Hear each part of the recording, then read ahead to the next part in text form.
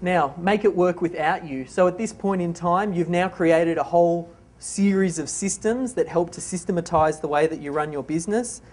Now, the step of figuring out how do you get the system to work without you, where you're not the bottleneck, that every piece needs to come back through you. There are some different ways that you can do it. One of the ways, let's say part of my system is I build website. So there's 4 components. I research, I build the content, I do the site build, and I get the traffic. So they're the 4 different things. And let's say I have one person to do each one of those steps. If you want to try and take yourself out of the situation, what you might get to do, or you might do, is have the person at each individual step or each stage can communicate with the person one step in front of them and one step behind them. So the research person can talk to the content person, but the research person can't talk to the site builder. So the site build, there's no reason for them to talk to the site building person, because all they do is they do the research, then that research goes to the content person, the person creates the content, then that gets given to the site builder, and then the site builder then gives it over and we start to generate the traffic. So the site builder might have contact with the content person because he gets the content, but he'll also have contact with the traffic person because once he's built the site, he then needs to let the person know, okay, it's time to start generating. So that's how you can try and I did a very simplistic 4-step model. You might blow that out to 7 steps or however many steps, and that means they'll never get the full picture as to what's going on. That enables them to cross-communicate, keeps the work moving, but they don't know the whole process. I personally don't stress about it too much. Again, I'm of the opinion that you can know exactly what it is that I'm doing. I'll give you an open book and you still won't be able to do it to the level that I'm doing it at. So I'm at that bit where it doesn't bother me. I don't mind if they cross-communicate, and I don't care because I look after my team members. I make sure that my system hires A players, and I know that A players, when we hire them, they've got good integrity. They're not going to rip me off because they know I give them everything and in return I get that back. So it doesn't bother me so much, but if you're a little bit paranoid, then maybe you can have a look at doing something like that.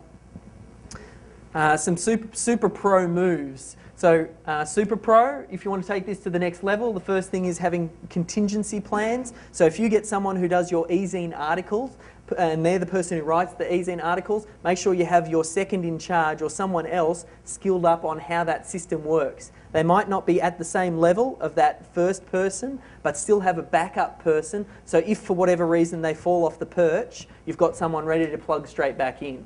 When you're working with clients and you're promising them that I'm going to deliver something, there's nothing worse than someone dropping off the perch, you not having the right resource to be able to plug back into it, and then you go back to the client and say, sorry, I wasn't able to deliver. So you need to make sure that you have those contingencies in place. And another thing, super pro move, create a system to create systems. So the idea where you create a process for your outsourcers to create processes. So it's part of the culture that they help put things underneath them. I know when Ben started, like it was all about, and Ben's gone through this process when we do stuff with for Rank and we're creating the videos. Ben first did it himself so we could understand it. He became the system architect, and then he created the process by which we take our videos and we get them uploaded to YouTube. And now Ryan's refining that system again because now it's getting to a point where I'm creating these audio interviews and I want to get a set of slides made up, like we were talking about, the example I gave to Luke, and they're implementing. I want to get a set of slides to match the audio so I could create a video out of my audio presentations, and then I get that cut up and then I get it uploaded to YouTube. So I'm repurposing content. The reason I tell you that is just the idea of creating a system that creates system. Encourage it within your business. So we'll go into a little bit more detail about that stuff tomorrow as far as the way that we use videos in that way. And the other, here's the super pro move, and you know there was that guy I was talking about who's setting up a business over in the Philippines, and we talk about a whole lot of different things. His super pro move now, he's a few steps beyond. He is fortunate to have now built up quite a few successful businesses where he's already got money capital, right? So the new business that he's setting up is a new business. So what he does, he's no longer the system architect. What he'll do, he'll go out and hire a consultant, an expert in that particular field, and once he hires that expert, he gets them to create the system. And then that system then gets implemented in their business. So he now is no longer the system architect, but he's getting someone who's the best in the biz at their particular thing.